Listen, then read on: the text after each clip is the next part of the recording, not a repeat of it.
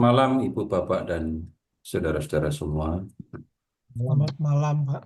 Iya, dalam 4 pertemuan kita akan belajar mengenai kedatangan Tuhan ya. Dan kalau bicara tentang tema ini, sebenarnya tema yang sudah entah berapa kali Bapak Ibu membicarakannya, mendiskusikannya, mendengarkan penjelasannya, bahkan mengucapkannya. Nah, tapi kemudian sejauh saya mengamati, melihat apa yang ada di antara umat Katolik, ini banyak orang yang takut kalau mendengar kata kedatangan Tuhan. Lebih takut lagi ketika mendengar bahwa Tuhan akan datang untuk mengadili. Jadi, karena Tuhan akan datang untuk mengadili, dan orang kemudian menjadi takut. Kalau Bapak Ibu pernah nggak ngalami rasa takut mendengar kata Tuhan akan datang untuk mengadili? Ada yang pernah takut? Dulu, Pak. Ya takut lah. Kalau kita ini pertanyaan lebih lanjut, kalau sampai ada orang Katolik takut mendengar menghadapi kedatangan Tuhan, itu sebabnya apa? Iman kurang kuat. Banyak dosa, Pak. Banyak dosa. Jadi kalau wah, Tuhan mau datang, saya masih banyak dosa, iman nggak kuat, saya jadi takut ketemu Tuhan gitu. Tapi tunggu dulu. Kalau pakai bahasa sinis ya, Bapak Ibu sudah berapa lama ikut Tuhan Yesus? 60 tahun, Pak. Sesuai umur. Kalau 50 tahun. Kalau selama 50 tahun, 60 tahun saya sudah ikut Tuhan Yesus, lalu saya harus ketemu dengan Tuhan yang saya ikuti, lalu saya jadi takut, itu kan ada yang aneh kan ya di situ ya. Katanya ikut Tuhan Yesus. Tuhan Yesus mau datang, lu kok takut? Oh, banyak dosa.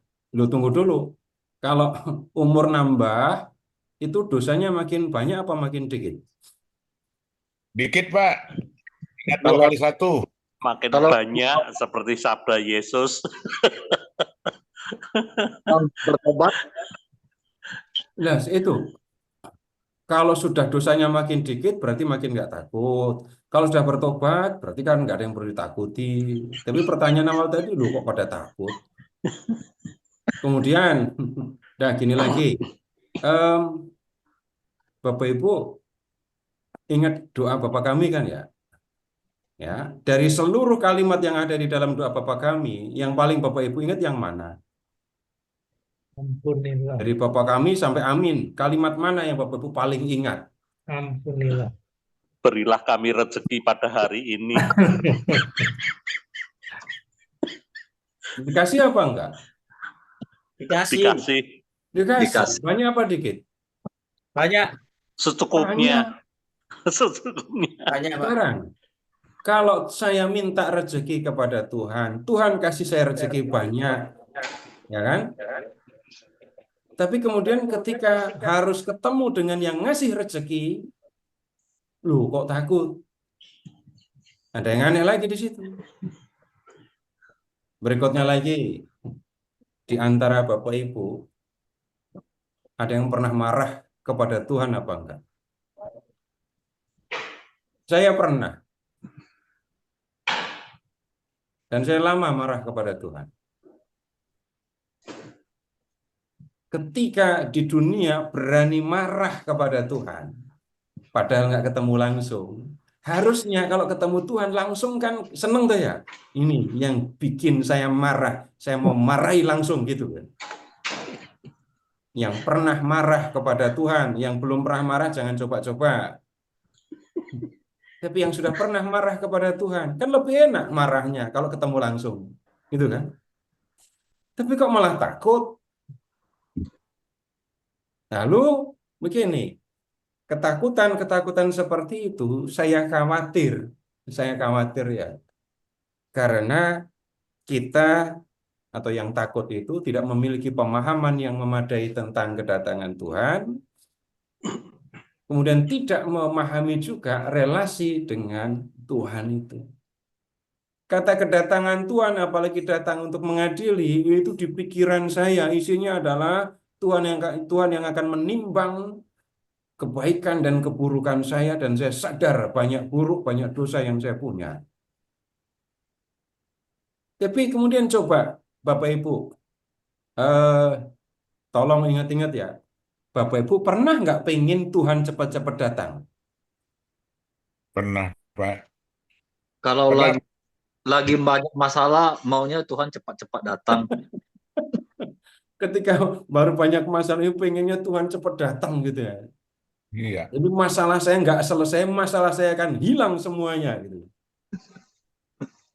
Gini, kayaknya kita semua pernah dah minta Tuhan supaya cepat-cepat datang. Bapak Ibu coba ingat anamnesis yang lama dah. Anamnesis yang lama. Wafat Kristus kita, Muliakan.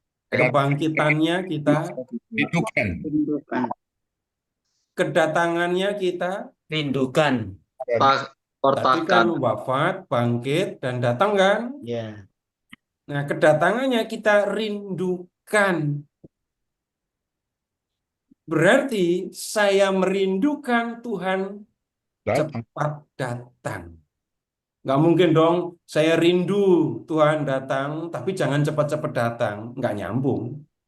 Benci. Coba kalau sekarang.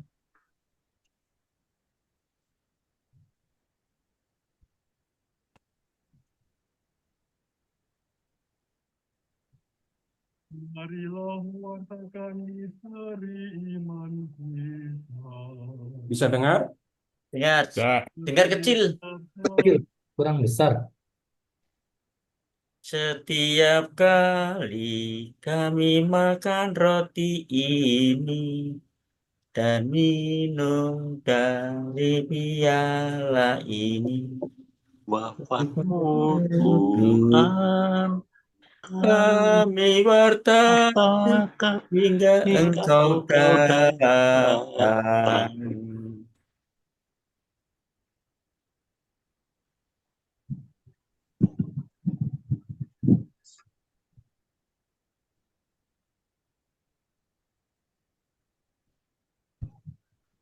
Kapan Bapak Ibu nyanyikan lagu itu? Misa. Ya, Nisa. Misa. Misa Kudus, anamnes yang baru ini. Dan kalau begitu, minimal seminggu sekali kita menyanyikan itu kan. Jadi setiap minggu kita menyebut, bicara tentang Tuhan yang akan datang. Dan bahkan saya mengatakan, aku akan mewartakan kematian Tuhan sampai Tuhan datang. Kemudian yang berikutnya, Bapak Ibu silahkan mengingat kredo. Ya, yang disalibkan, wafat, dan dimakamkan. Terus, yang turun ke tempat penantian, Pada hari ketiga, pada hari ketiga bangkit dari antara mati. Terus, naik surga, naik ke surga, duduk di sebelah kanan Allah Bapa yang Maha Kuasa. Dari situ, ia akan datang Mengadili orang hidup dan untuk mati. apa? Mengadili orang hidup dan mati. Tolong ingat-ingat Bapak Ibu kalau sanggup. Setahun Bapak Ibu mengucapkan berapa kali kalimat ini? Setiap ada misa. Nggak mungkin kalau cuma waktu misa. Bapak Ibu rosario apa enggak? Setiap dosa, Ya. doa rosario. Maka pertanyaannya, Terus setahun itu turunkan mengucapkan kerahiman itu berapa ilahi. kali coba? Enggak kehitung, Pak. Enggak kehitung. Bisa jadi ada yang sehari lebih dari satu kali mengucapkan itu. Jadi setiap hari bahkan kita mengucapkan tentang Tuhan yang akan datang untuk mengadili. Pertanyaan jelek.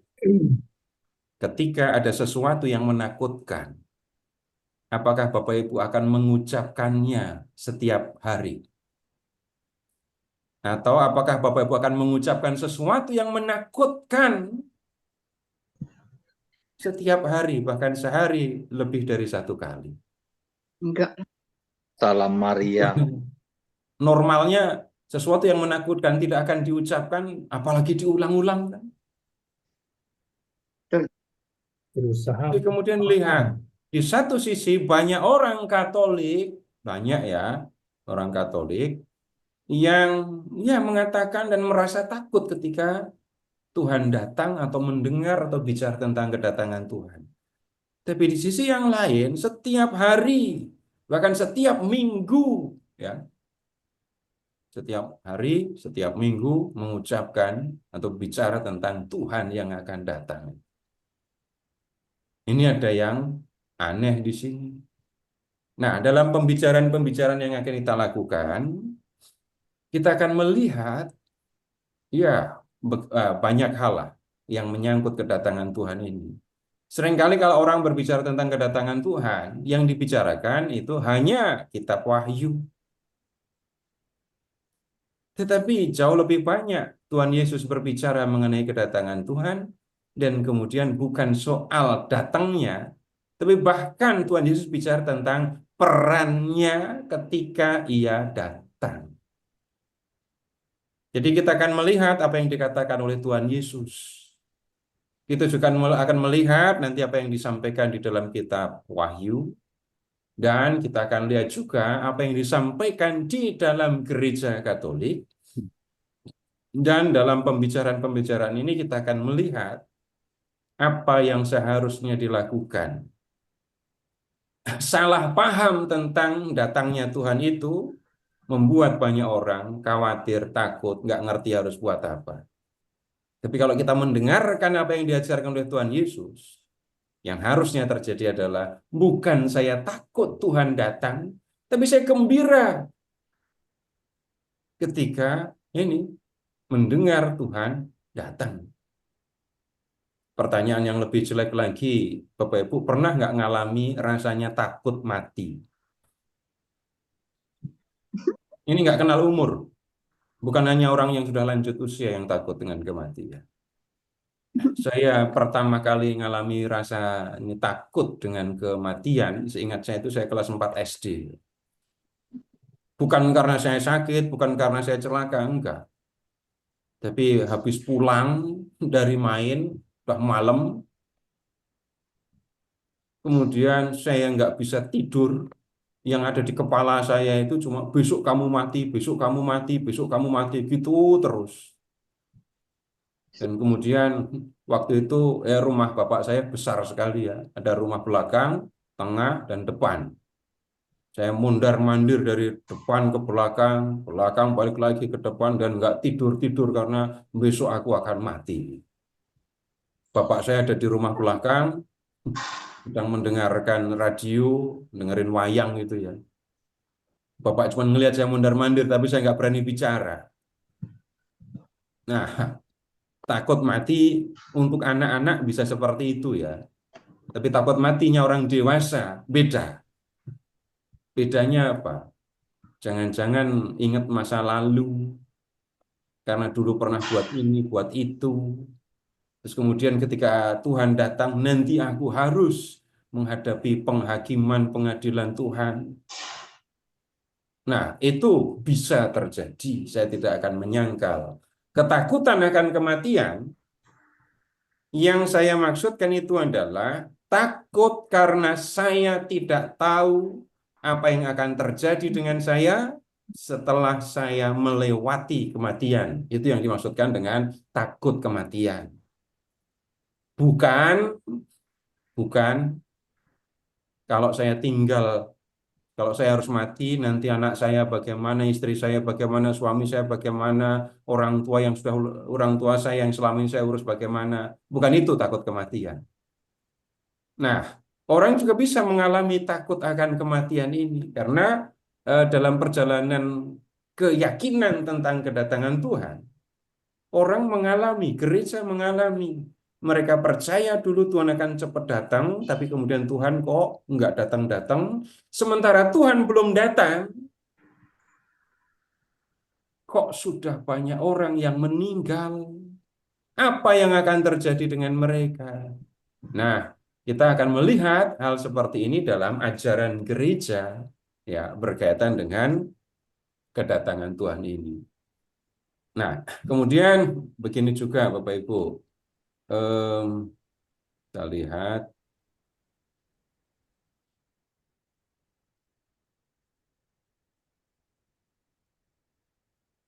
Sebentar, ada yang tertinggal.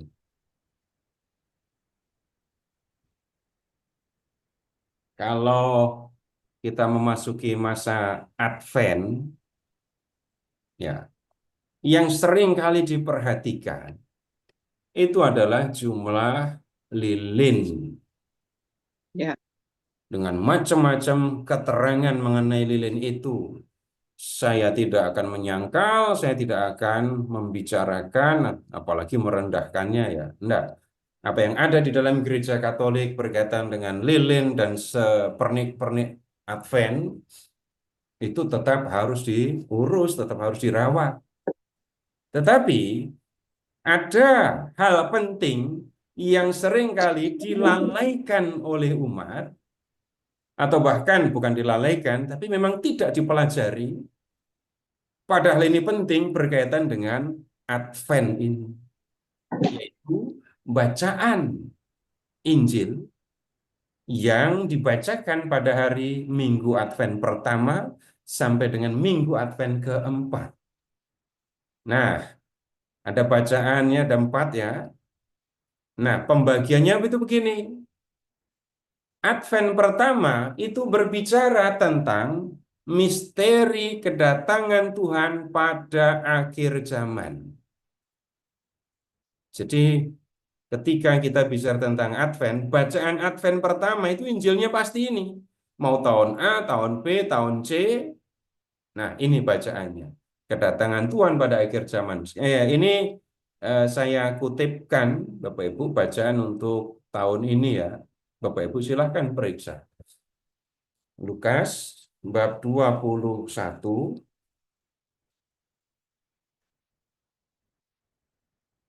ayat 25 sampai dengan 28, seterusnya 34 sampai dengan 46.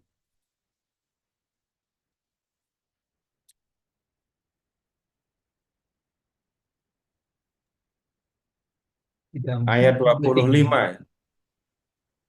Akan ada tanda-tanda pada matahari, bulan, dan bintang-bintang.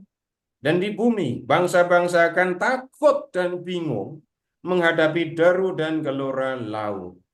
Orang akan mati ketakutan karena kecemasan berhubung dengan segala yang menimpa bumi ini, sebab kuasa-kuasa langit akan guncang.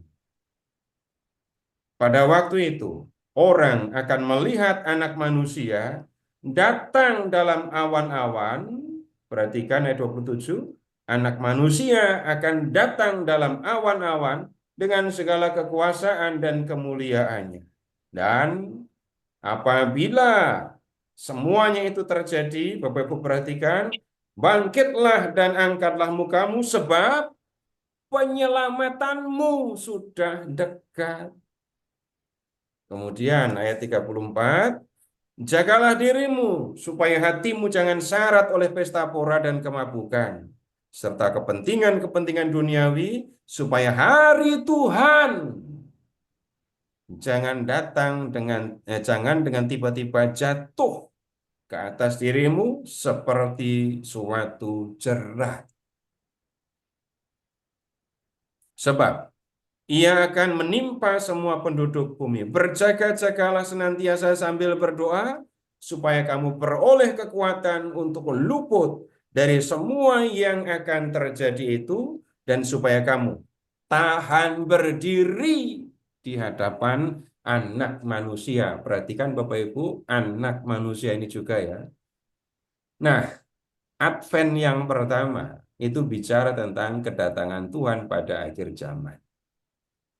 Kemudian Advent yang kedua dan ketiga ini berbicara tentang Yohanes Pembaptis, perintis jalan Tuhan yang akan datang itu. Jadi Advent ketiga, dua dan ketiga bicaranya tentang Yohanes Pembaptis yang punya peran khusus dalam kedatangan Tuhan. Nanti kita juga akan mendiskusikan ini. Berikutnya di Advent yang keempat, ini kita diajak untuk melihat peristiwa yang langsung menyiapkan kehadiran Tuhan, khususnya tokoh Maria. Peristiwa yang langsung menyiapkan kehadiran Tuhan, kelahiran Tuhan Yesus. Dan perhatian diarahkan kepada Maria. Ini kalau Lukas bab 1, 39-45 itu pemberitahuan, penugasan oleh Tuhan kepada Maria. Nah, malam Natal baru kita bicara tentang kelahiran Yesus dan jati dirinya. Dan ini yang dimaksudkan dengan kedatangan Tuhan yang pertama. Nah, sekarang begini jadinya. Bapak Ibu, begini dulu. Tolong membuka lebih dulu Yohanes bab 1.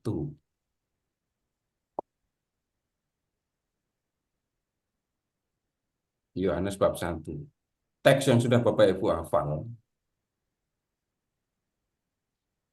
Pada mulanya adalah firman. Firman itu bersama-sama dengan Allah dan firman itu adalah Allah. Terus ayat 3, segala sesuatu dijadikan oleh Dia dan tanpa Dia tidak ada sesuatu pun yang telah jadi dari segala yang telah dijadikan. Lalu ke ayat 14, firman itu menjadi manusia dan tinggal di antara kita. Jadi firman Allah itu ya, ini berkarya di awal dunia. Apa yang dilakukan oleh firman? Mencipta. Melalui firman inilah Allah membuat yang tidak ada menjadi ada, sehingga tampak di dalam dunia ini ada ya bumi, langit, kemudian ada segala yang ada di bumi dan di langit itu. Nah, kemudian Bapak Ibu lihat ke ayat 14. Firman yang terlibat di dalam penciptaan alam semesta itu menjadi manusia. Firman menjadi manusia. Dan firman ini menjadi manusia di dalam rahim Bunda Maria. Kemudian lahir sebagai bayi, menjadi manusia sesungguhnya ya, tumbuh dewasa, dan kemudian menjadi seorang rabi, penyembuh atau tabib, dan juga tukang kayu. Nah, yang dilakukan oleh firman yang menjadi manusia dan bernama Yesus itu bisa diringkas, mengajar dan membuat mukjizat. Kemudian pada akhir hidupnya, firman yang menjadi manusia, Yesus itu mati di kayu salib. Nah, kemudian setelah mati di kayu salib, lihat Yesus bangkit dari kematian dan kemudian naik ke surga. Sekarang, tolong Bapak Ibu lihat Kisah Para Rasul bab 1 ya. Kisah Para Rasul bab 1.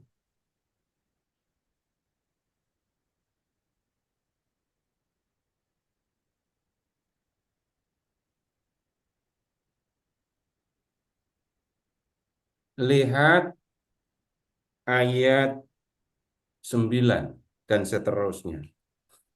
Sesudah ia mengatakan demikian, terangkatlah ia disaksikan oleh mereka dan awan menutupinya dari pandangan mereka. Ketika mereka sedang menatap ke langit waktu ia naik, tiba-tiba berdirilah 2 orang yang berpakaian putih dekat mereka. Dan berkata kepada mereka, hai orang-orang Galilea, mengapa kamu berdiri dan melihat ke langit? Yesus yang terangkat ke surga meninggalkan kamu, perhatikan, akan datang kembali dengan cara yang sama seperti kamu melihat dia naik ke surga. Nah, sekarang begini, firman yang terlibat, firman yang mencipta di dalam kitab Kejadian itu, di dalam awal mula dunia disebutkan di Yohanes bab 1 dan itu mengacu pada kitab Kejadian bab 1 ya. Itu datang ke dalam dunia menjadi manusia. Dan Bapak Ibu, ini yang disebut sebagai kedatangannya yang pertama ya.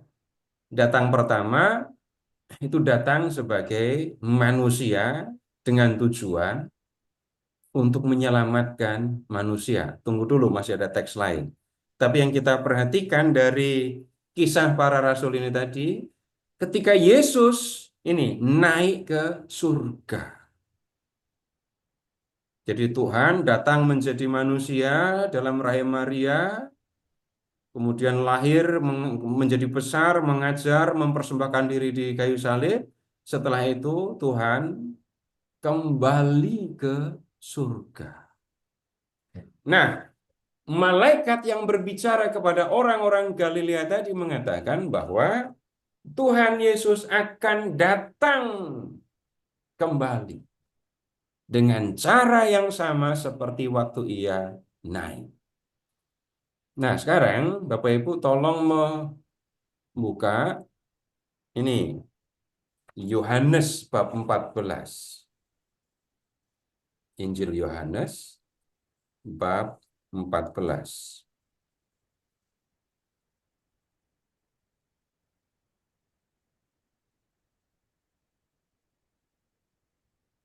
Lihat mulai dari ayat 1.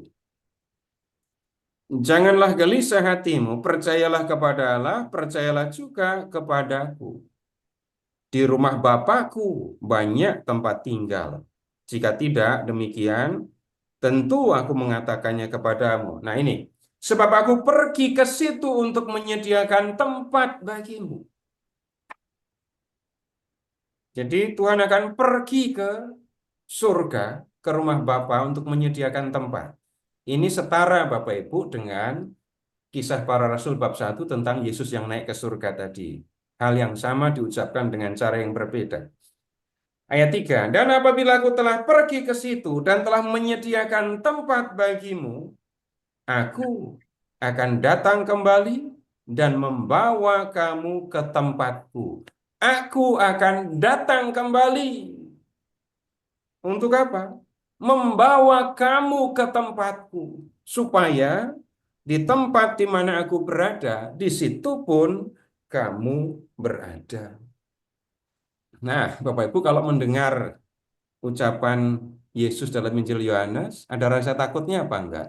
Aku akan datang untuk menjemput kamu. Aku akan datang kembali untuk membawa kamu ke tempatku. Enggak ada ketakutan sama sekali. Enggak ada masalah. Kemudian sekarang buka juga ini surat Ibrani.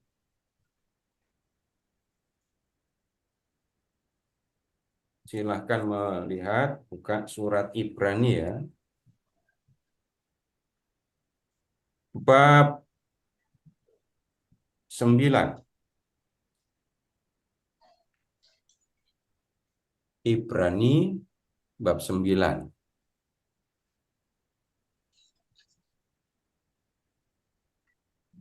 Lalu lihat ayat 27 seterusnya. Ayat 27 dulu. Dan sama seperti manusia ditetapkan untuk mati hanya satu kali saja dan sesudah itu dihakimi. Ini yang membuat takut, dihakimi. Demikian pula Kristus hanya satu kali saja mengorbankan dirinya untuk menanggung dosa banyak orang. Sesudah itu, ia akan menyatakan dirinya sekali lagi tanpa menanggung dosa. tapi untuk menganugerahkan keselamatan kepada mereka yang menantikan Dia. Nah, kalau membaca surat Ibrani ini, ya ini juga menyebut 2 kali kedatangan Tuhan. Yang pertama datang sebagai manusia dengan tujuan menanggung dosa, kemudian datang lagi untuk apa? Menganugerahkan keselamatan kepada mereka yang menantikan Dia. Jadi kalau bicara tentang kedatangan Tuhan, Bapak Ibu, kita bisa lihat yang pertama itu Yesus datang ke dunia sebagai manusia, lahir sebagai bayi, tumbuh besar, kemudian menjadi rabi dan tabib, mengajar, membuat mukjizat, mati di kayu salib untuk menanggung dosa manusia, supaya manusia beroleh keselamatan. Setelah menyelesaikan tugas ini, Tuhan Yesus kembali ke surga. Kalau di Injil Yohanes, kembali ke surga untuk menyiapkan tempat bagi para muridnya. Nah, kemudian entah kapan Tuhan Yesus akan datang lagi. Nah, ini kedatangan yang kedua. Dan lihat, Tuhan ketika datang nanti, kalau di Injil Lukas 21 tadi ya, Yesus akan datang dalam kemuliaan. Dan kemudian kalimat-kalimat yang positif kita temukan di Injil Yohanes tadi, datang untuk membawa murid-muridnya ke rumah Bapa. Di surat Ibrani, datang untuk mengaruniakan keselamatan kepada mereka yang menantikan Dia. Tetapi di teks-teks yang lain nanti kita akan lihat, Yesus akan datang sebagai hakim untuk mengadili manusia. Nah, kalau dikatakan Yesus datang untuk mengadili, nah di sini kita ketemu banyak pertanyaan, banyak hal juga untuk didiskusikan. Nah, sekarang kita lanjut kayak begini. Awalnya, Bapak Ibu, awalnya ya, para rasul itu percaya sungguh-sungguh bahwa Tuhan Yesus akan segera datang. Nah, sekarang untuk contoh ya, Bapak Ibu silahkan membuka 1 Tesalonika.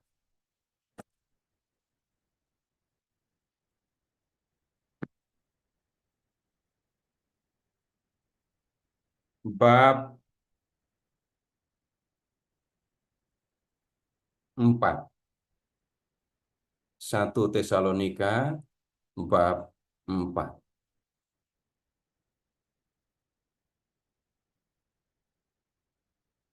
Lihat ke ayat 15.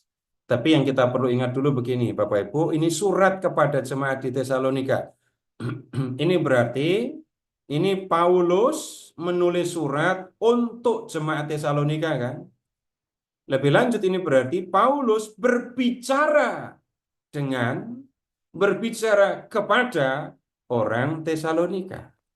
Sekarang lihat ke ayat 15. Ini kami katakan kepadamu dengan firman Tuhan. Ini kami katakan, kaminya itu Paulus dan teman-temannya. Kepadamu, munya itu jemaat Tesalonika. Dengan firman Tuhan, apa yang dikatakan? Kita yang hidup. Nah, kata kita menunjuk kepada siapa? Siapa kita itu? Ya kita semua. Ingat tadi, yang berbicara siapa? Paulus dan teman-temannya, Paulus dan teman-temannya Orang bicara kepada Tesalonika. siapa? jemaat di Tesalonika. Di Jemaat di Tesalonika. Tesalonika. Nah, Paulus yang bicara dengan teman-temannya. Tapi kalau sudah ada kata kita, berarti ada siapa? Yang berbicara dan lawan bicara masuk, gitu kan? Jadi kalau begitu kitanya siapa? Orang banyak. Nah, kok yang jawabannya cuma ada di teks, jangan cari yang lain-lain, bingung tambah. Paulus dan Kita yang kawan-kawan sekarang dan umat mendengarkan, Tesalonika. kita yang sekarang mendengarkan juga. Iya, tapi coba kalau Paulus kalau dan Bapak Ibu pakai kata kita teman-temannya. ya, kalau Bapak Ibu pakai kita dan kitanya adalah aku yang hidup sekarang. Coba lanjutkan kalimatnya. Kita Semua. yang Yang hidup. Kita semua berarti sekarang. semua. Tunggu dulu, belum Paulus selesai. kamu adalah Coba orang kalau Tesalonika. perhatikan, kalau kita mengerti kata kita itu adalah kita semua, bahkan yang hidup di sini. Coba kalimatnya dilanjutkan. Kita yang hidup, yang masih tinggal sampai kedatangan Tuhan, sekali-kali tidak akan mendahului mereka yang sudah meninggal. Kalau kitanya aku sekarang, kok aku nggak paham? Ayo. Nah, Bapak Ibu, kita bicara tentang gramatika, tata bahasa sederhana sekali. Kalau saya berbicara kepada Bapak Ibu, saya, ya, kalau di sini ada teman saya, panitia, Kami. kami mengatakan kami, gitu ya.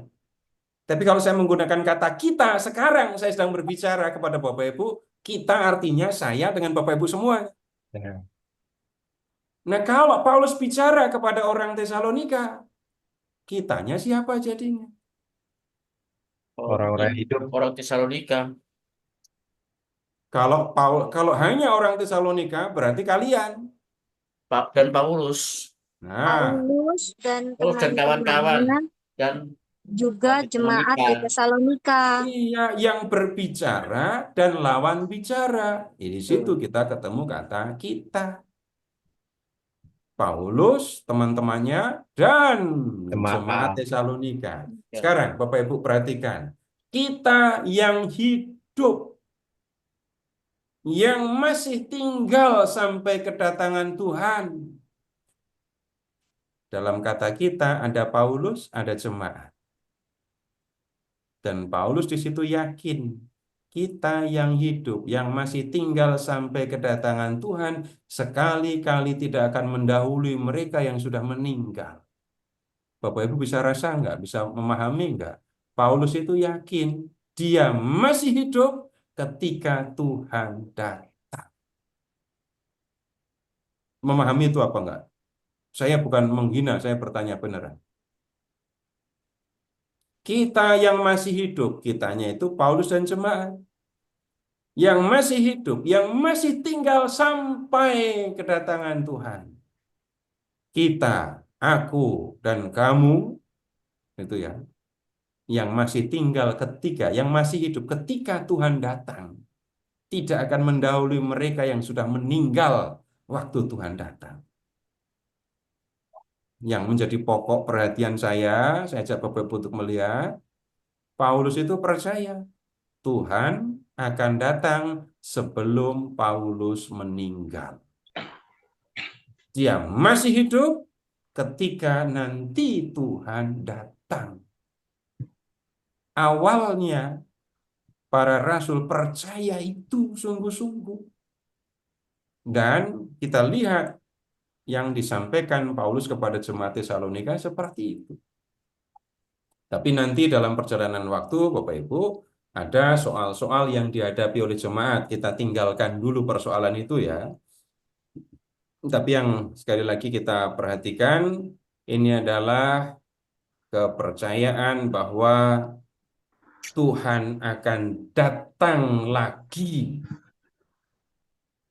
Datang pertama untuk menyelamatkan, datang kedua untuk menganugerahkan keselamatan. Datang pertama untuk menghapus dosa manusia, datang kedua untuk mengaruniakan keselamatan. Dan sekali lagi awalnya gereja, jemaat percaya Tuhan akan datang pada waktu yang sangat cepat. Tapi sampai sekarang Tuhan belum juga datang. Nah, kemudian berkaitan dengan kedatangan Tuhan ini Bapak Ibu, kita perlu melihat nubuat Maleaki bab 4.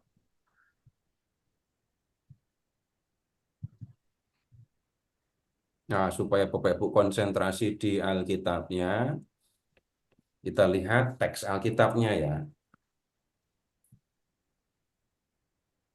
Bapak Ibu, ketika Tuhan Yesus menampakkan kemuliaan di puncak gunung itu ya, yang tampak menemani Yesus siapa? Musa Ya, dan dan Elia. Musa. Elia. Elia Dari dan Musa. kecil saya tahu itu, tapi dari kecil juga saya nanya, kenapa dua orang ini yang muncul padahal ada banyak nabi di Perjanjian Lama? Gitu. Kenapa dua orang ini yang datang? Kenapa bukan Yesaya, Amos gitu ya?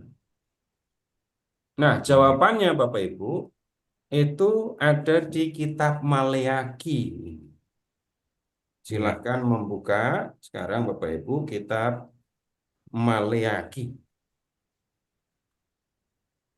Maleaki itu ya kitab terakhir sebelum Deuterokanonika ya.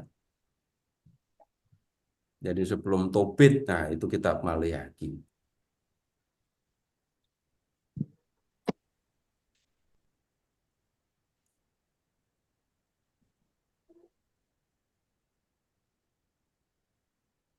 Lihat dulu ke Maleaki bab 3. Lihat dulu sebelum masuk ke bab 4, kita lihat dulu bab 3-nya ya.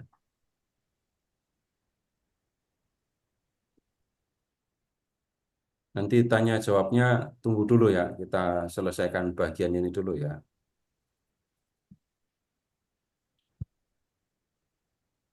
Bapak Ibu, saya yakin Bapak Ibu hafal Maleaki bab 3 ayat 1. Kalau nggak percaya periksa coba. Cuman Bapak Ibu aja rendah hati, padahal hafal, tapi merasa nggak tahu kitab Maleaki. Ayo coba lihat Maleaki bab 3 ayat 1.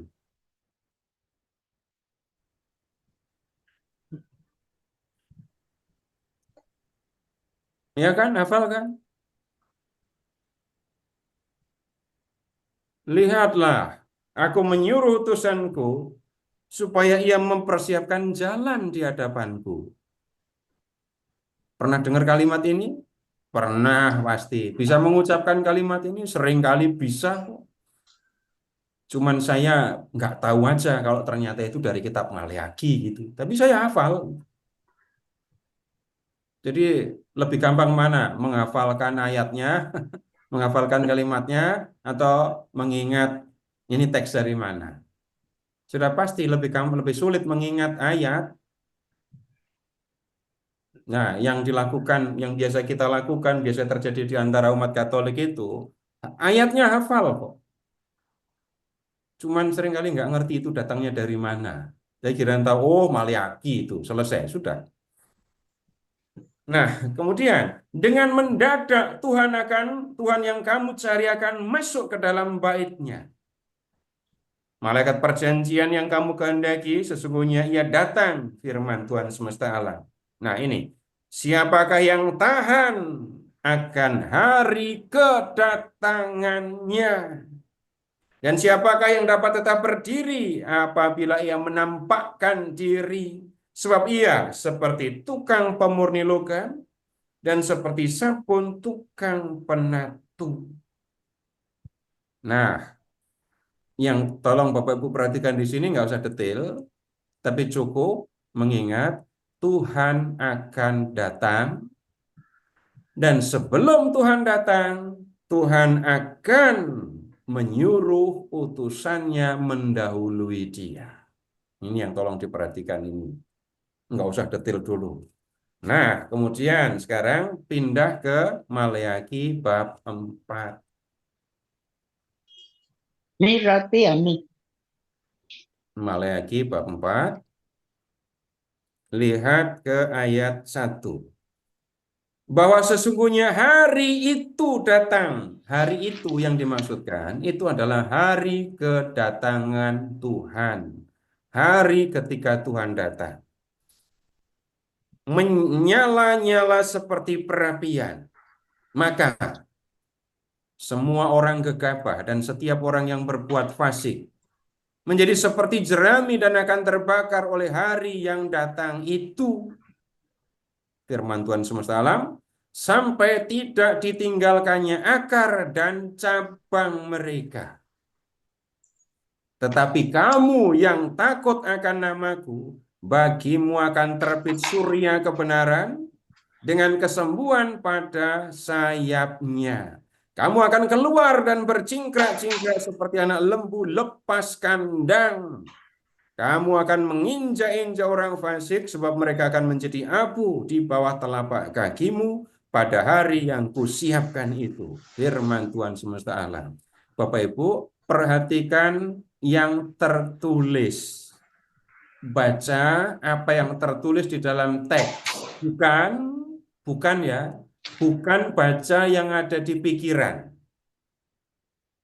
Nanti jangan salah, yang dibaca, yang dihadapi teks, yang dibunyikan oleh mulut itu teks, tapi ketika berpikir, ketika merenungkan, yang direnungkan, yang dipikirkan malah yang di luar teks.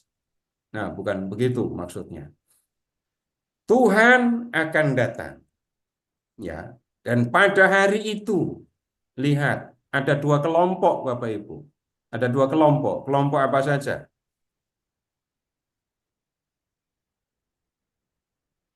Jawabannya ada di teks.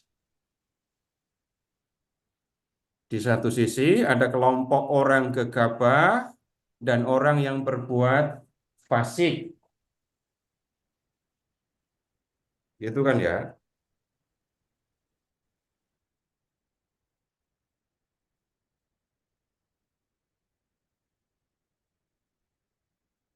Kalau di teks yang baru, orang yang sombong dan yang berbuat fasik. Kelompok yang pertama. Terus kelompok yang kedua ada siapa?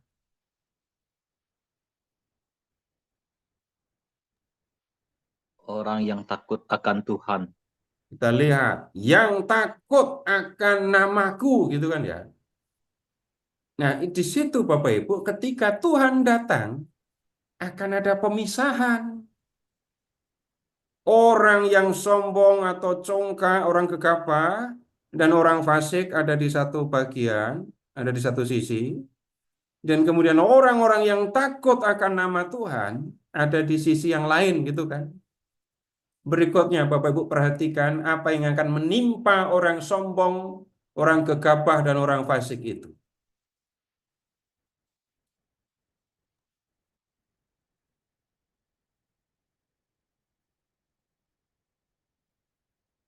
Apa yang dikatakan, apa yang tertulis di situ. Orang fasik akan diinjak-injak menjadi abu. Dari awal, lihat di ayat 1. Orang Ya. gegabah, orang yang berbuat fasik, ngapain? Akan terbakar. Yang akan terbakar. Menjadi seperti jerami. Kemudian bayangkan Bapak Ibu, jerami kering lalu terbakar. Ketika Tuhan datang, Tuhan akan memisahkan ya orang sombong, orang fasik di satu sisi, dan mereka ini akan mengalami menjadi seperti jerami kering yang terbakar sampai habis. Kemudian lihat ke kelompok yang lain, orang-orang yang takut akan nama Tuhan. Apa yang akan terjadi dengan mereka? Bagimu akan terbit surya kebenaran dengan kesembuhan pada sayapnya.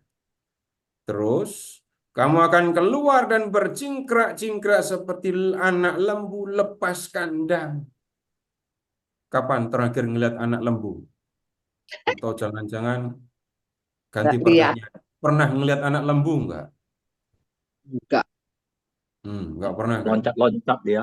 Bu Sinta dulu enggak pernah jadi koboi itu di Amerika. Ya nggak pernah, Pak. Tinggal di kota terus. Tinggalnya di kota terus. Ini sulit membayangkan.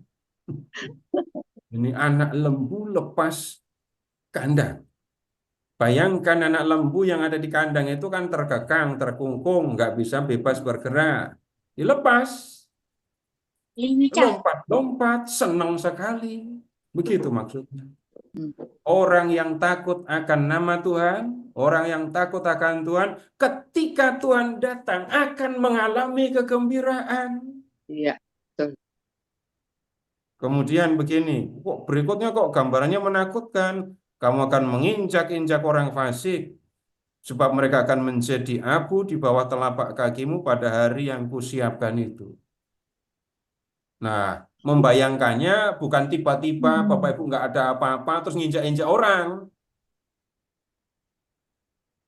Orang-orang Israel itu lama jadi korban kejahatan bangsa-bangsa lain. Silahkan membayangkan orang-orang Israel yang lama tertekan, dijajah, dianiaya, kemudian sekarang menang perang. Apa yang akan dilakukan terhadap musuh? Yaitu tadi, ungkapan kegembiraannya itu dengan nginjak-injak Orang fasik. orang fasik, nginjak-injak musuh. Itu kalau lihat konteks secara menyeluruh, Bapak akan menemukan itu. Nah, kemudian sekarang begini. Sebelum Tuhan datang untuk membawa pemisahan ini, ya, Tuhan menyampaikan peringatan. Ayat 4. Ingatlah kepada Taurat yang telah kuperintahkan kepada Musa hambaku di Gunung Horeb untuk disampaikan kepada seluruh Israel, yakni ketetapan-ketetapan dan hukum-hukum. Sebelum Tuhan datang, ingat ya, aku sudah memberikan hukum-hukum dalam Taurat, aku memberikannya kepada Musa. Maksudnya apa?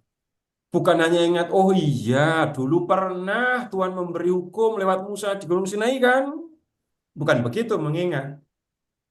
Nah, perintah hukum yang diberikan oleh Tuhan itu membawa orang untuk hidup benar, mendidik orang untuk hidup sebagai orang yang takut akan Tuhan.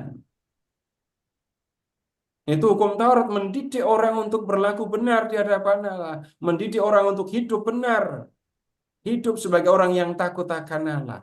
Dan kalau orang hidup benar di hadapan Allah, mereka menjadi orang yang takut akan Tuhan, nanti ketika Tuhan datang, mereka akan senang.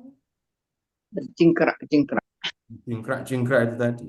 Kemudian, yang berikutnya, lihat ke ayat 5. Sebelum Tuhan datang, Tuhan akan mengutus Elia.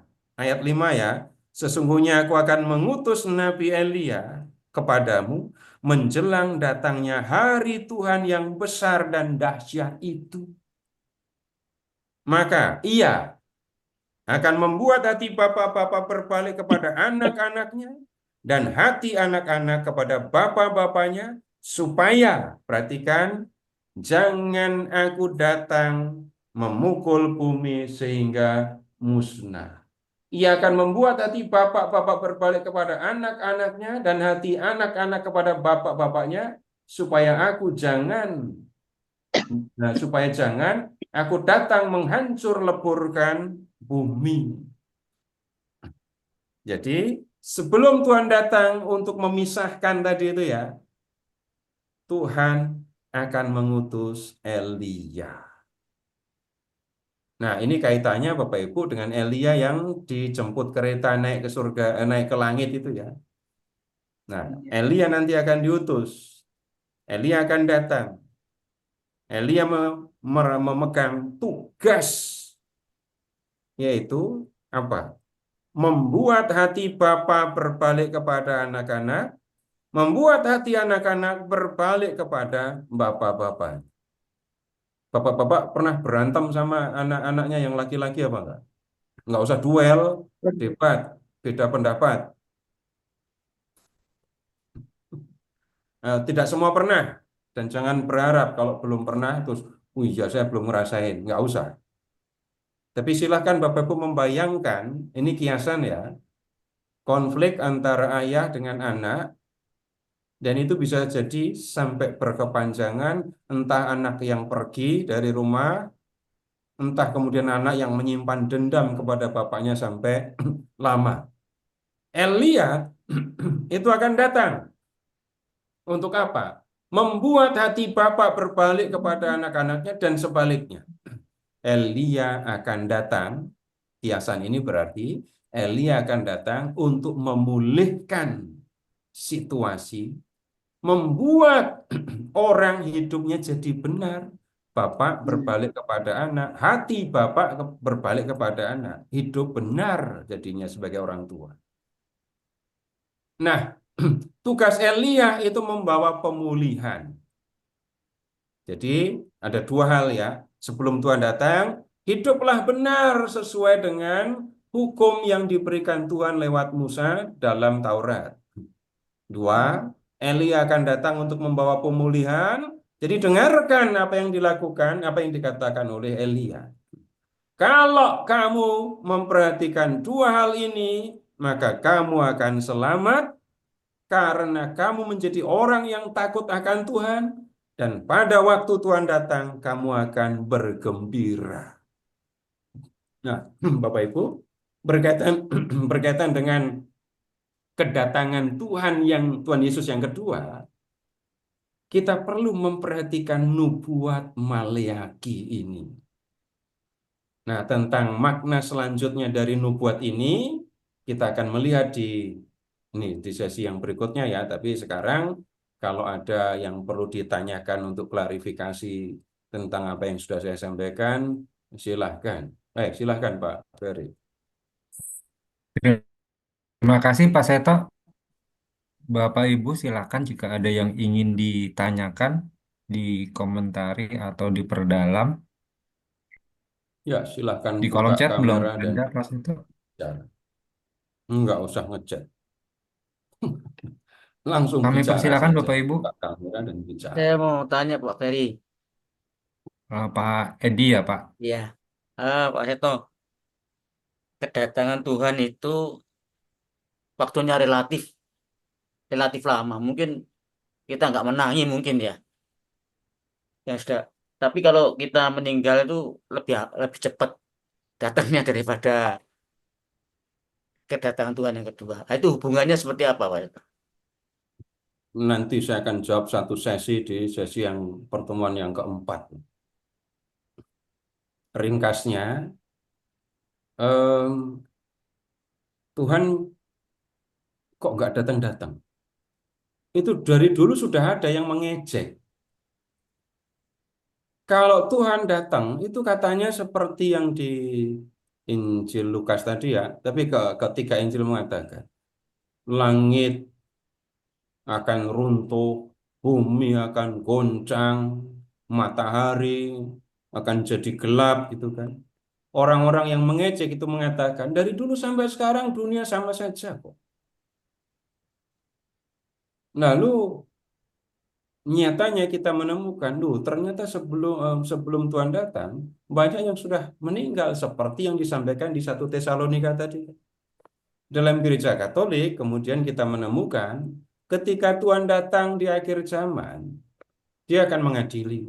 Pengadilannya disebut pengadilan umum. Yang mati sebelum Tuhan Yesus datang akan menerima pengadilan. Pengadilannya disebut pengadilan khusus. Nanti kita akan diskusikan lebih lanjut, kita akan buka katekismus gitu ya. Saya tidak akan berbicara katanya, tapi saya akan ajak Bapak Ibu lihat sendiri dokumen di katekismus ini. Begitu dulu Pak, sementara. Terima kasih, Pak. Iya, terima kasih Pak Edi. Bapak Ibu silakan jika ada yang ingin ditanggapi, ditanyakan lebih jauh terkait nubuat Maleaki tadi terutama. Pak Seto, Pak Seto. Ya, Iya. Bu. Jadi Ya. kalau dilihat ini kedatangan Yesus kedua kali, kalau kita hidup berpegang pada ketetapan dan hukumnya, kita nggak perlu takut. Kan selama ini banyak yang takut. Kalau kedatangan Yesus kedua kali itu gimana kan penuh tanda tanya. Tapi kalau lihat penjelasan ini kan nggak perlu takut, asal hidup dalam kebenaran, asal kita hidupnya takut sama Tuhan, melakukan kehendaknya. Intinya gitu kira-kira Pak. Jadi Udah, perlu langsung doa penjelasan nih. penutup, selesai. Hah? Udah langsung doa penutup, selesai sudah. Itu kesimpulannya. Nah, Iya, kalau kita membaca ini kitab suci, baca Injil, baca kitab-kitab lain dalam Perjanjian Baru mengenai kedatangan Tuhan, yang kita mau cari, yang kita harus perhatikan itu bukan ya besok akan terjadi apa, Hmm, tapi jauh lebih penting berpikir dan berjuang sekarang saya harus bagaimana. iya, betul. Ringkasannya begitu. Saya kasih ringkasan-ringkasan, tapi nanti nanti kita lihat detail-detailnya ya. Ya, begitu. Makasih Pak. Jadi kalau kita menjelaskan orang nggak perlu takut, ini ada dasarnya sudah. Jadi kan nggak ngecap saya. Iya, begitu. Itu catat. Untuk mengatakan sesuatu, Iya, kita perlu dasarnya. iya, betul Pak. Jangan seperti apa ya? eh, katanya, kata Romo itu, kata orang itu, bukan begitu. Sudah waktunya Bapak Ibu harus bisa mempertanggungjawabkan, menjelaskan iman kita sendiri dengan menggunakan dokumen yang ada di dalam gereja. Dalam ini pembicaraan mengenai kedatangan Tuhan untuk kedua kalinya, ada dua hal yang harus kita pegang. Satu, Alkitab, Bapak Ibu punya semua. Yang kedua, katekismus. Katekismus, di antara Bapak Ibu ada yang punya, ada yang nggak punya, nggak apa-apa. Kalau punya kuota, pasti bisa baca. Karena bisa didapatkan, dibaca secara online. Download dulu juga bisa. Bahkan di-download dalam bentuk Microsoft Word, bisa. Nuh, kurang apa coba. Jadi Bapak Ibu bisa download katekismus pakai Word. Tinggal cari, ada kok. Ya, begitu.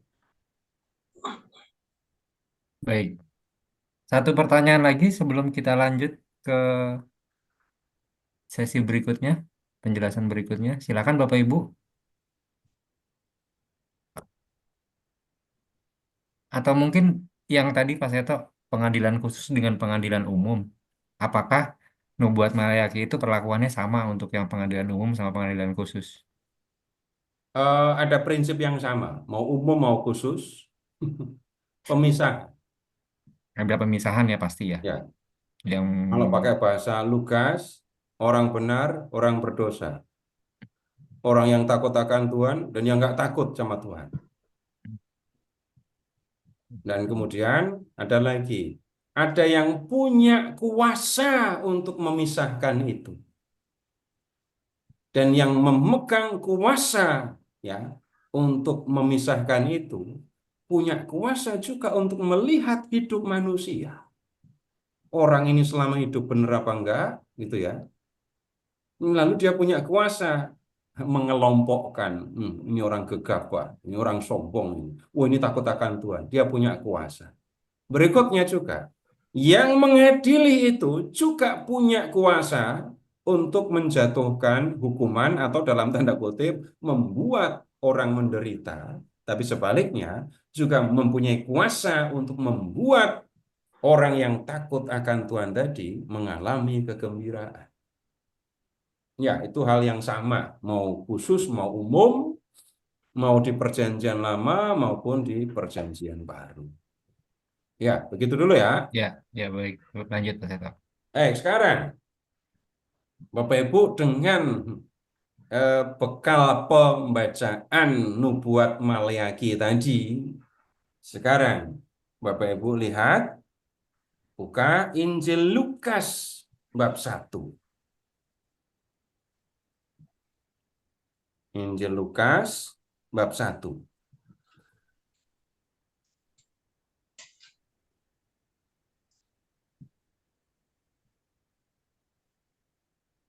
Lihat begini, mulai dari ayat 5, ini kan bicara tentang pemberitahuan mengenai kelahiran Yohanes kepada Imam Zakaria.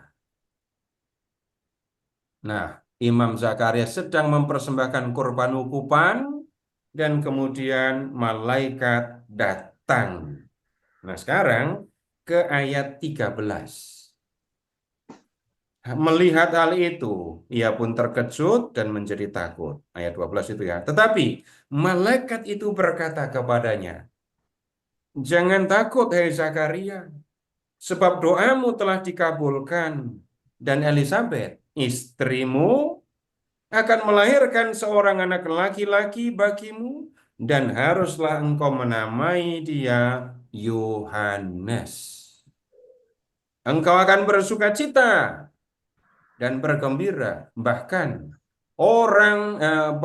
banyak orang akan bersuka cita atas kelahirannya itu, sebab ia akan besar di hadapan Tuhan, dan ia tidak akan makan anggur atau minuman keras, dan ia akan penuh dengan Roh Kudus mulai dari rahim ibunya.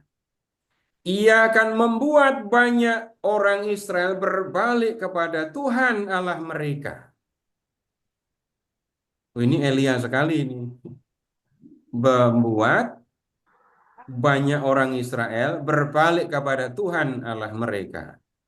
Kemudian, dan ia akan berjalan mendahului Tuhan dalam roh dan kuasa Elia,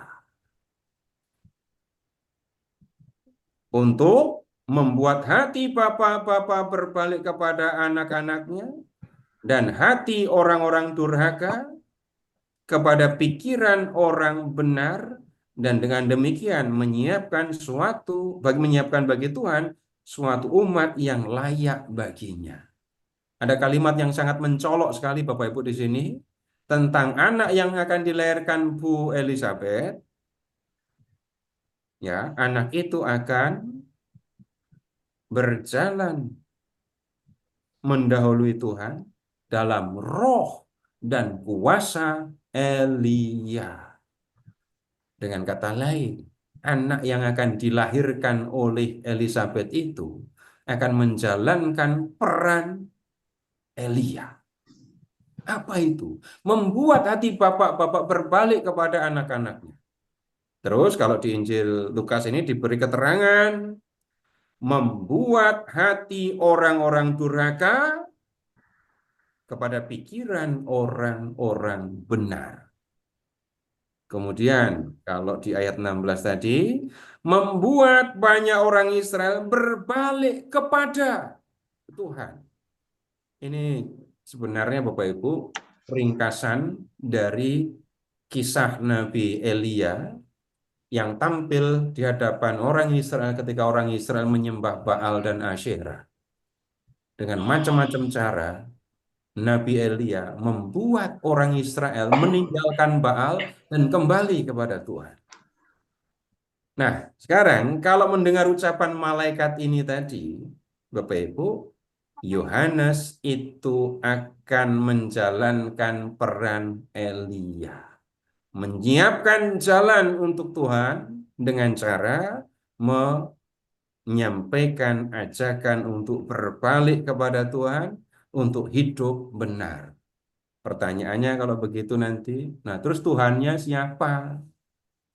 Bapak Ibu jawabannya gampang, Yesus. Tolong jelaskan. Nah itu yang menjadi penting. Saya tidak akan bertanya, kalau begitu Tuhannya siapa? Oh Yesus. Iya benar. Enggak cukup begitu. Tapi bagaimana mau memahaminya? Untuk sekarang kita ya gampang saja Yesus akan datang mengadili, selesai. Tapi untuk sampai pada pemahaman itu atau untuk melihat dasar dari kepercayaan kita, kita perlu lihat ini teksnya. Nah, sekarang Bapak Ibu, kita beralih ya. Bentar. Karena saya pilih yang mudah, Bapak Ibu, Injil Lukasnya diberi tanda dulu, diberi pembatas. Lalu Bapak Ibu lihat Injil Markus. Injil Markus bab 1.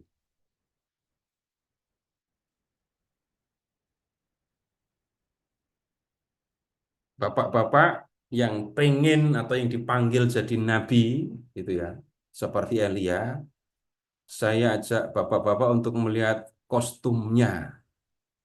Jadi nanti kalau Tuhan panggil jadi nabi kayak Elia, saya udah tahu pakaiannya gitu ya. Atau kalau mau cosplay jadi Nabi Elia, tahu harus nyiapin apa. Sekarang lihat ke Markus bab 1 ya, ayat 6. Markus bab 1 ayat 6. Bapak Ibu lihat di situ ada kostum Yohanes Pembaptis kan? Jubah bulu unta. Maksudnya jubah kulit yang masih ada bulunya. Kemudian berikutnya ikat pinggangnya dari kulit. Kostumnya Yohanes begitu. Makanannya belalang sama madu hutan. Nggak usah diperhatikan makanannya ya. Perhatikan kostumnya. Kemudian Bapak Ibu coba lihat ya. Di ayat referensi. Bagian paling bawah. Lihat ayat referensi. Bab 1 ayat 6 itu mengacu kemana? Lihat ayat referensi. Bawah sekali. 1.26 itu Mal mengacu kemana? Ketemu Dua apa? raja-raja. Ya, lihat Bapak Ibu ketemu dengan 2 Raj 1:8. Lihat tulisan itu.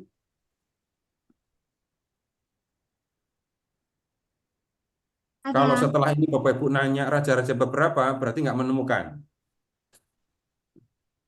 Sekarang silakan dibuka teksnya. Ya, silakan dibuka teksnya. 2 Raja 1.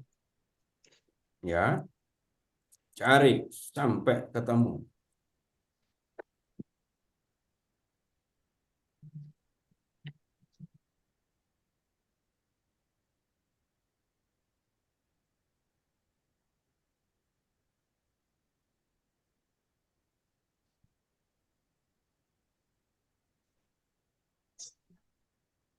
Dua Raja 1 ayat 8. Ya, apa yang dikatakan di situ?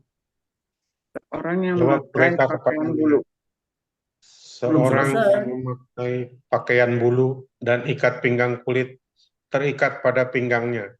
Maka berkatalah ia, itu Elia orang Tisbe. Tisbe. Nah, perhatikan di 2 Raja itu ya, bab 1. Bagaimana kostum Elia? Jubah bulu, Memakai pakaian pakaian bulu, Ikat bulu pinggang. yang ikat berikat pinggang, pinggang. boleh. Kemudian Bapak Ibu lihat yang Yohanes tadi, ya, jubah bulu, ikat pinggang, boleh. Sama ya. Ini untuk menunjukkan, ini bukan bukan sekedar Markus mau ya menunjukkan kostum, tapi menunjukkan apa yang siapa sebenarnya Elia. Dia adalah orang yang menjalankan, siapa sebenarnya Yohanes Pembaptis gitu ya. Dia adalah orang pribadi yang menjalankan peran Elia gitu. Nah, kembali Bapak Ibu ke Injil Lukas. Tapi sekarang silahkan ke bab 3. Lukas. Lukas bab 3 ya. Apa yang dilakukan oleh Elia Yohanes Pembaptis. dalam diri Yohanes, atau lebih tepatnya apa yang dilakukan oleh Yohanes ketika menjalankan perannya sebagai Elia gitu ya. Saya mengucapkan dengan cara seperti ini supaya kita nggak terpengaruh atau kemudian muncul di pikiran, oh ini reinkarnasi Elia. Nah, kita nggak berbicara dengan cara seperti itu ya. Nah, sekarang lihat ini Yohanes sudah besar. Ayat 3. Yohanes datang, Yohanes ada di tepi sungai Yordan. Yordan. Dan kemudian ia datang ke seluruh daerah Yordan dan menyerukan, bertobatlah, beri dirimu dibaptis, Allah akan mengampuni dosamu. Kemudian semua perlu bertobat tanpa kecuali. Ayat 7. Lalu ia berkata kepada orang banyak yang datang kepadanya untuk dibaptis. Hai kamu, keturunan ular beludak, siapakah yang mengatakan kepada kamu supaya kamu melarikan diri dari murka yang akan datang? Jadi, hasilkanlah buah-buah sesuai dengan pertobatan. Dan janganlah berpikir dalam hatimu, Abraham adalah bapa kami. Karena aku berkata kepadamu, Allah dapat menjadikan anak-anak bagi Abraham dari batu-batu ini. Jelas yang diwartakan oleh ini Yohanes ya. Semua orang harus bertobat. Semua orang harus mengalami pemulihan. Hidupnya harus menjadi benar. Harus menjadi orang yang takut akan Tuhan. Orang Yahudi yang merasa punya hak istimewa di hadapan Allah karena mereka keturunan Abraham enggak luput dari Hukuman. hukuman kalau tidak bertobat. Tentang mendesaknya pertobatan ini Bapak Ibu, Yohanes menggunakan kiasan. Lihat ke ayat 9. Lihat bab 3 ayat 9 ya. Kapak sudah tersedia pada akar pohon. Dan setiap pohon yang tidak menghasilkan buah yang baik akan ditebang dan dibuang ke dalam api. Bapak Ibu, bayangkan Bapak Ibu jadi pohon. Gitu ya. Tidak menghasilkan buah yang baik. Ya. Kalau Terus tidak sudah lama menghasilkan, nggak berbuah. ditebang. Buang. Kemudian di akar Bapak Ibu sudah ditaruh kapak. Lalu pemilik pohon mengatakan, kalian pohon-pohon, perhatikan ini. Kalau sampai kalian tidak berbuah, maka aku akan menebang kalian dan akan membakar kalian. Apa yang akan Bapak Ibu lakukan sebagai pohon? Takut. Takut kan? Berbuah banyak, Supaya nggak ditebang, apa yang harus dilakukan? Cepat-cepat Berbuah. menghasilkan buah. berbuah. Itu maksudnya. Ini kiasan. Yang tidak menghasilkan buah sesuai pertobatan, yang tidak bertobat dan hidup benar, tebang nantinya gitu. Bertobat itu konkret, nyata, dilakukan dalam kehidupan nyata. 10 orang banyak bertanya kepada Yohanes, jika demikian, apakah yang harus kami perbuat? 11, siapa yang punya 2 helai baju, bagi dengan yang nggak punya baju. Yang punya makanan, bagi, beri kepada yang nggak punya makanan. Pemungut cukai datang, lalu nanya, Guru, apa yang harus kami perbuat? Yohanes jawab, jangan menagih lebih banyak daripada yang ditentukan bagimu. Prajurit juga datang. Dan kami, apa yang harus kami perbuat? Yohanes jawab, jangan merampas dan jangan memerah, cukupkanlah dirimu dengan gajimu. Tuh, bertobat, hidup benar, itu konkret, nyata, dilakukan dalam kehidupan. Nah, ini Bapak Ibu, Yohanes menjalankan peran sebagai Elia yang dikatakan membawa pemulihan tadi ya. Ya. Itu yang dilakukan Yohanes. 15. Tetapi karena orang banyak sedang menanti-nanti dan berharap, dan semuanya bertanya dalam hatinya tentang Yohanes, kalau ia adalah Mesias, Yohanes menjawab dan berkata kepada semua orang itu, aku membaptis kamu dengan air, tetapi ia yang lebih berkuasa daripada aku akan datang. Dan membuka tali kasutnya pun aku tidak layak. Ia akan membaptis kamu dengan Roh Kudus dan dengan api. Nah, Yohanes memberikan penjelasan, aku bukan Mesias. Aku adalah Siapa disebutnya?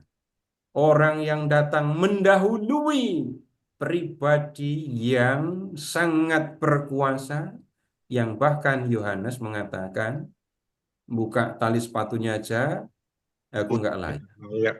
Layak. Berarti Yohanes itu loh orang yang sangat dihormati. Orang banyak memandang Yohanes sebagai Mesias. Ya, itu kita bisa lihat di ayat 15. Orang banyak menganggap Yohanes Mesias. Dan kalau Yohanes mengatakan, aku Mesias, orang itu pada akan percaya.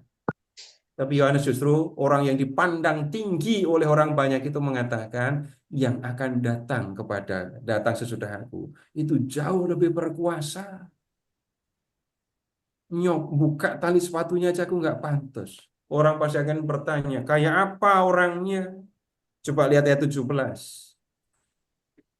Alat penampi sudah di tangannya untuk membersihkan tempat pengirikannya dan untuk mengumpulkan gandumnya ke dalam lumbungnya, tetapi debu jerami itu akan dibakarnya dalam api yang tidak terpadamkan. Oh, yang akan datang sesudah Yohanes itu ternyata petani, gitu ya. Bawanya apa? Jerami. Jerami. Mana bawanya jerami? Alat penampi. Alat Alat penampi. penampi sudah di tangannya. Lalu apa yang akan dia kerjakan? Membersihkan Menampi. pengiringnya. Gandum. Menampi itu ngapain? Memisahkan. Gandum. Memisahkan yang baik dan yang itu. Gandum dan memisahkan gandum dan debu jerami. Ibu saya dulu kalau menampi gabah itu bukan hanya tangannya yang capek, mulutnya juga capek. Kenapa? Karena harus meniup. Oh, Iya, meniup. Jadi Di angin kalau biasanya, Pak. kenapa? Biasanya di angin. Nampinya di angin kencang. Iya, itu untuk yang di sawah, yang di tempatnya luas, yang sudah menjemur ini apa gabahnya di halaman rumah, nggak akan selalu dapat angin seperti yang diharapkan itu. Jadi silahkan membayangkan begini, tahu tampah apa enggak? Tahu. Tahu. tahu, Kalau tahu. tampah. Tampah Tahu. apa nyiru yang Bapak Ibu tahu? Dua-duanya. Tampah. Apa menampi. Menampi beras. Iya. Kue umur tahu. Nah, kalau beras ditampi apa enggak? Enggak. Enggak, Padi. udah jadi beras. Hmm. Udah ada. Itu memisahkan gabah dengan berasnya.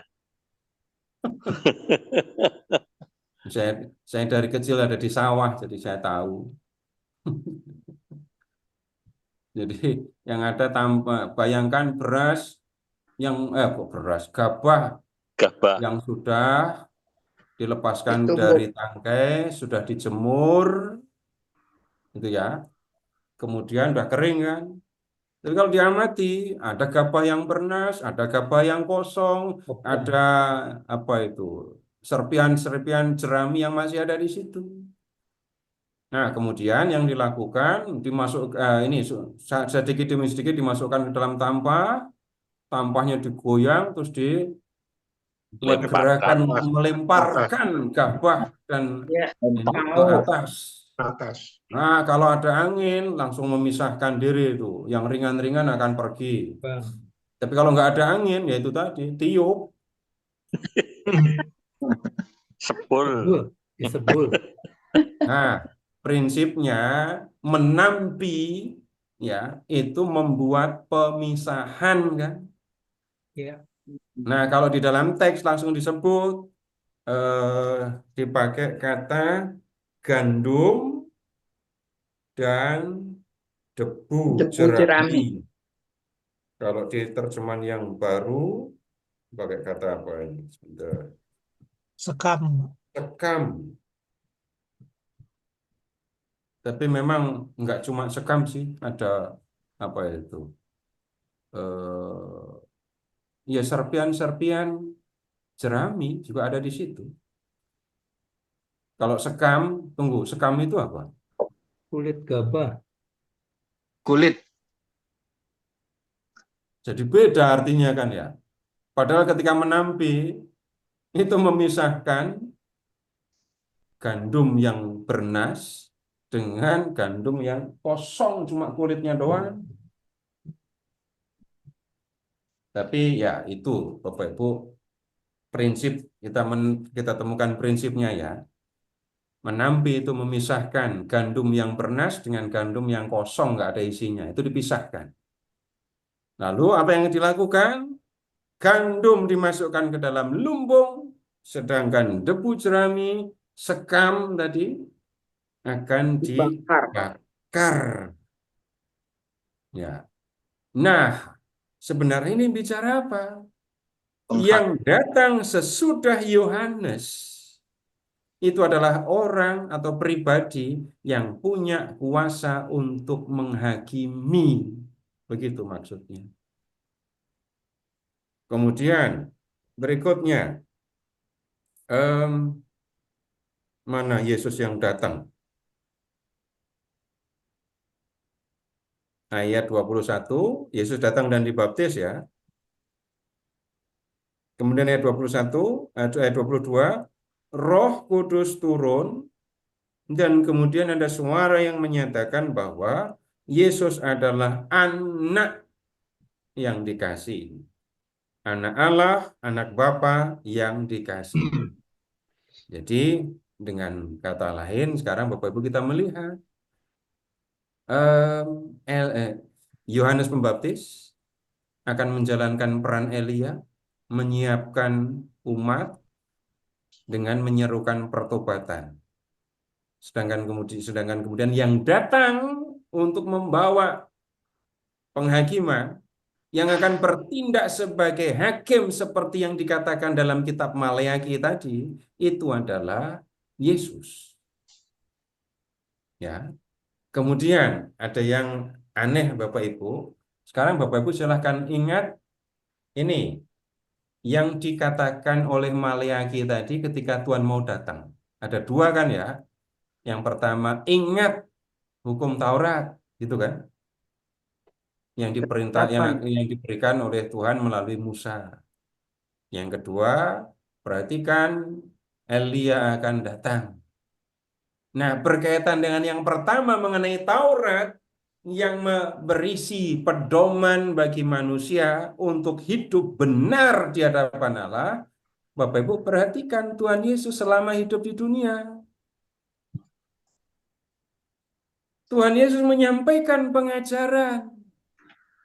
Dan dalam pengajarannya Tuhan Yesus tentu menyampaikan pengajaran tentang bagaimana hidup benar di hadapan Allah. Apa yang diajarkan oleh Tuhan Yesus itu adalah bagaimana orang hidup benar di hadapan Allah. Tujuannya apa? Sederhana saja.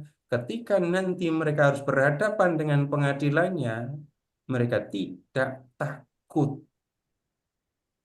Mereka tidak khawatir supaya kamu tahan berdiri di hadapannya ketika dia datang. Jadi begini Bapak Ibu, Tuhan Yesus itu adalah hakim yang akan datang kan ya? Tapi Yesus yang akan datang mengadili itu baru nanti di akhir zaman penghakimannya akan dilakukan. Selama Yesus hidup di dunia, Yesus bertindak sebagai guru yang mengajarkan jalan kebenaran. Dia bertindak sebagai pribadi yang mengajarkan bagaimana bagaimana manusia hidup benar di hadapan Allah. Jadi yang dilakukan selama di dunia ya begitu. Lalu habis itu kan Yesus mati di kayu salib untuk menyelamatkan manusia dan kemudian kembali ke surga. Nah, nanti baru dia akan datang untuk menghakimi. Nah, kemudian lebih lanjut Bapak Ibu kita lihat hal-hal yang berkaitan dengan ini kedatangan Tuhan untuk kedua kalinya ini. Tolong membuka Bapak Ibu Injil Markus sekarang bab 13.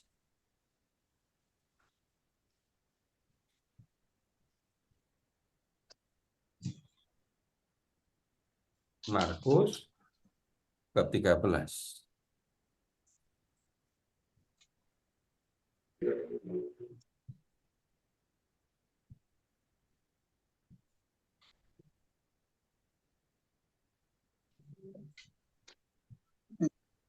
Ayat 24.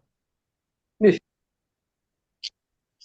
Tetapi pada masa itu, sesudah siksaan itu, matahari akan menjadi gelap dan bulan tidak bercahaya, dan bintang-bintang akan berjatuhan dari langit, dan kuasa-kuasa langit akan guncang. Pada waktu itu, orang akan melihat Anak Manusia datang dalam awan-awan dengan segala kekuasaan dan kemuliaannya. Dan pada waktu itu, ia akan menyuruh keluar malaikat-malaikatnya dan akan mengumpulkan orang-orang pilihannya dari keempat penjuru bumi, dari ujung bumi sampai ke ujung langit. Nah, ini Tuhan Yesus bicara tentang kedatangannya. Dan amati Bapak Ibu, ayat 26, Tuhan Yesus menyebut diri sebagai anak manusia ya. Anak manusia akan datang dalam awan-awan dengan segala kekuasaan dan kemuliaannya. Nah, selama di dunia, Yesus bertindak, saya pakai bahasa yang lebih gampang, akan bertindak sebagai guru yang mengajarkan hukum supaya orang hidup benar. Tapi dia yang mengajar ini sebenarnya adalah anak manusia yang akan menjalankan kuasa untuk mengadili. Baik, Bapak Ibu, sampai di sini apakah bisa dipahami? Kalau ada yang perlu diklarifikasi, silahkan. Tapi jangan geser ke tema lain. Silahkan Pak Ferry. Iya, Yang mau baik. bicara, silahkan open cam dan bicara saja. Baik, terima kasih Pak Seto. Bapak Ibu, dipersilakan jika ada yang ingin diperjelas lagi terkait tadi topik atau pembahasan mengenai nubuat Yohanes Pembaptis, lalu eh, kedatangan Yesus untuk memisahkan, membawa alat penampi tadi. Adakah yang ingin disampaikan Bapak Ibu? Dipersilakan buka kameranya lalu menyampaikan.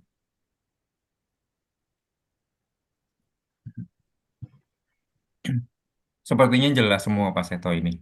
Oke, memang gampang kok. Ya. Tinggal baca ada di teks Alkitab gitu aja kan ya. Emang Bapak sudah tahu kan cara ngajar Alkitab? Cuma nunjuk-nunjukin gitu doang. Ini kalau di kelas lebih bahaya lagi karena tinggal nyebut ayat, buka, baca, gitu aja. Nggak ada rahasia, saya nggak punya rahasia nggak untuk ilmu yang saya sampaikan, nggak ada rahasia. Nah, kalau tidak ada, sekarang begini, kita akan lihat beberapa hal yang diajarkan oleh Tuhan Yesus, ya, berkaitan dengan kedatangannya sebagai hakim yang akan membawa pemisahan. Begini, Bapak Ibu, dari Injil Markus 13, Bapak Ibu kita pindah ke Injil Matius bab 13. Jadi babnya sama-sama bab 13 ya. Ayat-ayatnya sudah saya catat, sudah saya tulis, cuma saya nggak tunjukkan di PowerPoint karena saya lebih suka mengajak Bapak Ibu membaca yang ada di dalam teks Alkitab. Kalau perlu ditayangkan, saya akan tayangkan, tapi sejauh ini saya belum melihat keperluannya. Matius bab 13. Ya. Lihat ayat 24. Yesus membentangkan suatu perumpamaan lain lagi kepada mereka. Katanya, hal kerajaan surga itu seumpama orang yang menaburkan benih baik di ladangnya. Kemudian ayat 31. Yesus membentangkan suatu perumpamaan lain lagi kepada mereka. Katanya, hal kerajaan surga itu seumpama biji sesawi. 33. Dan ia menceritakan perumpamaan juga kepada mereka. Hal kerajaan surga itu seumpama ragi dan seterusnya. Berikutnya silahkan ke ayat 44. Hal kerajaan surga itu seumpama harta yang terpendam di ladang. 45. Demikian pula hal kerajaan surga itu seumpama seorang pedagang yang mencari mutiara yang indah. Matius bab 13, Bapak Ibu, itu isinya adalah perumpamaan-perumpamaan tentang kerajaan Allah. Ya. Nah, tidak bicara tentang segala sesuatu mengenai kerajaan Allah, tapi perumpamaan-perumpamaan. Setiap perumpamaan itu menampilkan satu sisi, satu aspek dari kerajaan Allah yang berkaitan dengan ini, masuknya orang dalam kerajaan Allah, penghakiman di akhir zaman. Itu ada perumpamaan tentang lalang di ladang gandum, dan tadi belum dibaca itu, ayat 47, perumpamaan tentang pukat. Lihat dulu yang ayat 24. Hal kerajaan surga itu seumpama orang yang menaburkan benih yang baik di ladangnya. Tetapi pada waktu semua orang tidur, datanglah musuhnya menaburkan benih lalang di antara gandum itu lalu pergi. Ketika gandum itu tumbuh dan mulai berbulir, nampak jugalah lalang itu. Maka datanglah hamba-hamba Tuan ladang itu kepadanya dan berkata, Tuan, bukankah benih baik yang Tuan taburkan di ladang Tuan? Dari manakah lalang itu? Jawab Tuan itu, seorang musuh yang melakukannya. Lalu berkatalah hamba-hamba itu kepadanya, jadi maukah Tuan supaya kami mencabut lalang itu? Tetapi ia berkata, jangan. Sebab mungkin gandum itu akan ikut tercabut pada waktu kamu mencabutnya, mencabut lalang itu. Biarkanlah keduanya tumbuh bersama sampai waktu menuai. Pada waktu itu, aku akan berkata kepada para penuai, kumpulkanlah dahulu lalang itu dan ikatlah berberkas-berkas untuk dibakar, kemudian kumpulkan gandum itu ke dalam lumbungku. Sekali lagi Bapak Ibu, kita ketemu perumpamaan yang diambil dari ladang. Tapi kalau dilihat dari sisi pertanian, nggak nyambung. Nggak akan ketemu orang yang membudidayakan lalang sampai punya benih lalang. Nggak ada. Selama saya hidup sebagai anak petani, bapak saya nggak pernah cerita tentang benih lalang. Nggak ada orang yang membudidayakan gulma. Karena itu akan mengganggu pertumbuhan tanaman. Kemudian, kalau tunggu, Bapak Ibu mungkin ingat, jadi tiba-tiba kok saya ingat tentang ide untuk mengawinkan ini alang-alang dengan gandum atau dengan padi. Itu di buku, di novelnya Romo Mangun yang burung-burung rantau atau burung-burung manyar. Ya, tapi itu cuma gagasan sampai sekarang belum ada. Nah, kalau dari sisi pertanian juga, Bapak Ibu tidak akan menemukan gulma dibiarkan tumbuh sampai panen. Nggak akan. Kemudian tidak akan ketemu juga di musim panen, di waktu panen, lalang dikumpulin. Ini kalau di antara para petani melakukan yang kayak gini pasti akan ditertawakan. Tapi ingat, Yesus tidak sedang mengajar pertanian.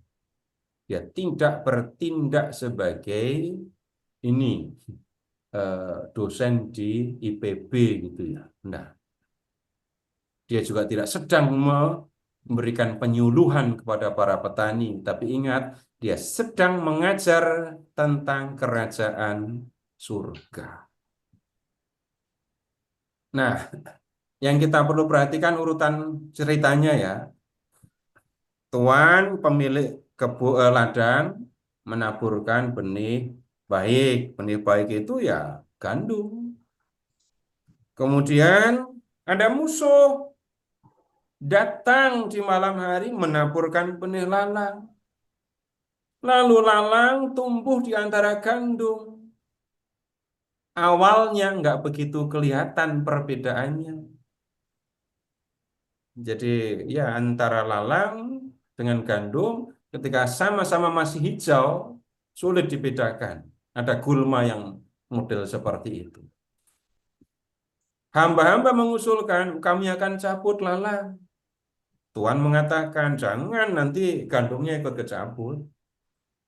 Biarkan tumbuh bareng setelah ya lalang dan gandum itu sama-sama tua gitu ya.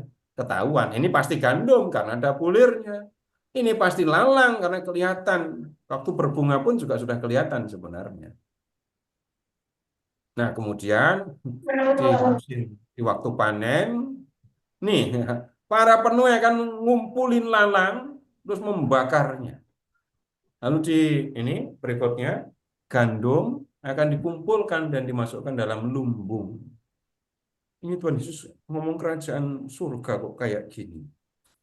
Lihat ke ayat 36.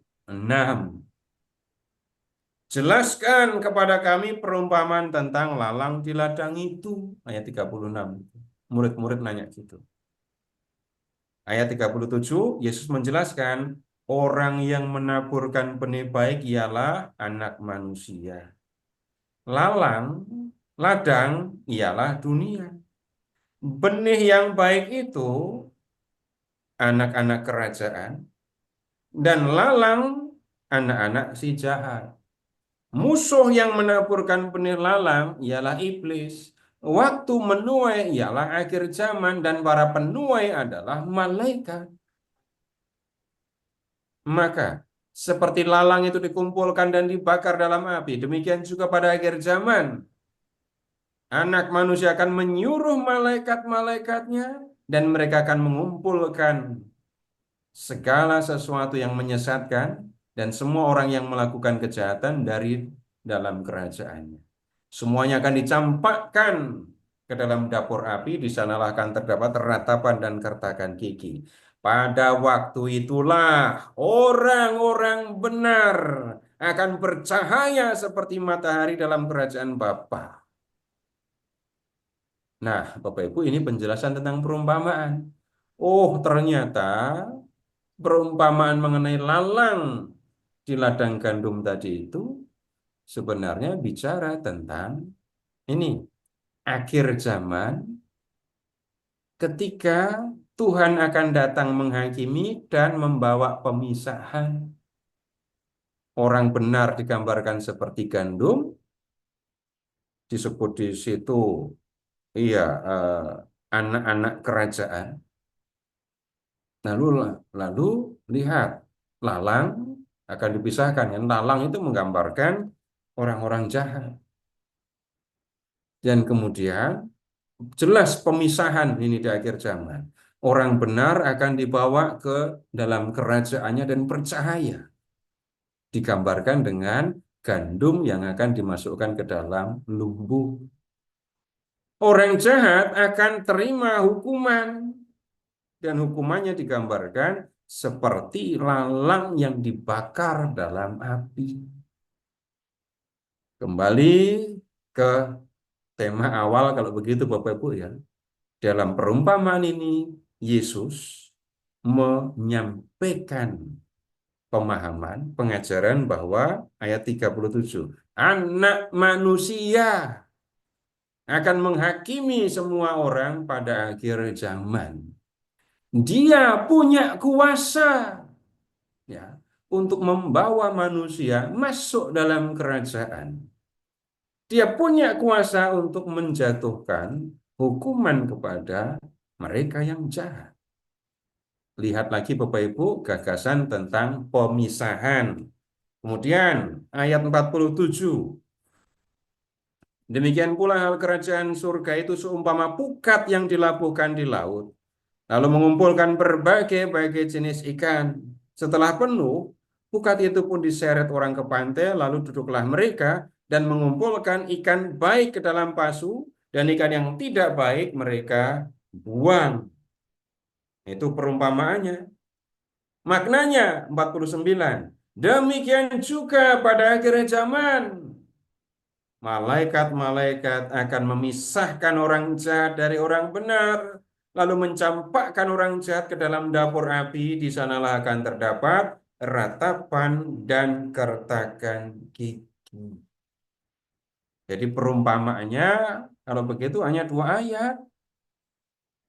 47, 48. Nelayan menggunakan pukat untuk menangkap ikan. Tapi yang masuk ke dalam pukat itu macam-macam jenis ikan. Lalu dikatakan di situ ada ikan baik, ya, ikan baik ya. Kemudian ada ikan yang tidak baik.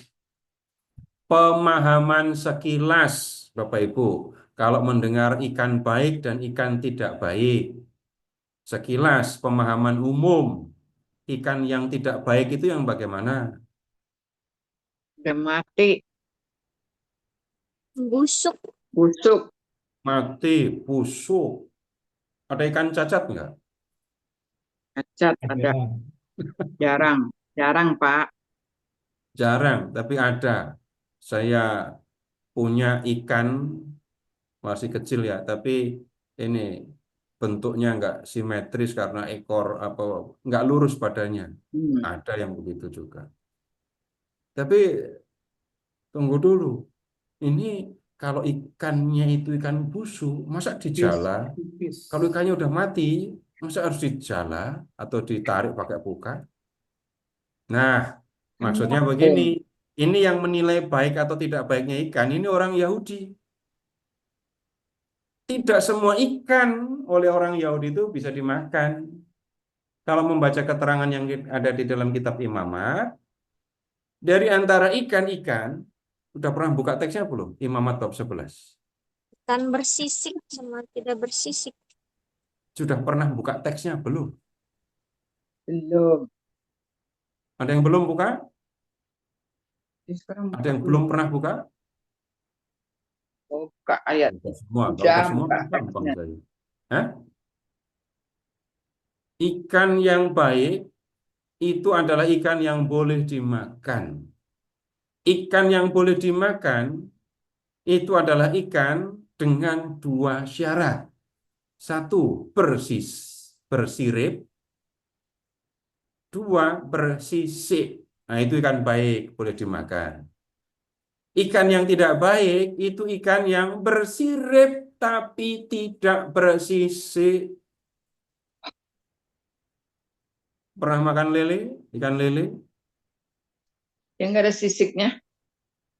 Iya, lele. Kalau pernah makan lele, tahu lele kan? Pernah. Lele Tahu, tidak Pak. bersisik. Iya. Iya. Kalau di Sabah namanya apa, Bu? Catfish itu. Oh, binatang yang haram dan tidak haram. Iya, tapi ikan gabus. di Kalimantan jauh lebih banyak ikan. Di Pulau Borneo itu, Pak, jauh lebih banyak ikan. Ada ikan nggak bersisik tapi dagingnya seenak daging babi. Loh, nggak percaya. Mainlah ke Kalimantan. Sungguhan. Nah, lele itu tidak bersisik. Memangnya ada lele di Israel? Ada. Saya pernah melihat di Sungai Yordan. Lele ada di situ. Lalu ikan patin, hiu, itu kan nggak ada sisiknya kan ya. Itu ikan nggak baik. Jadi nggak akan dimakan. Dilepas, dibuang.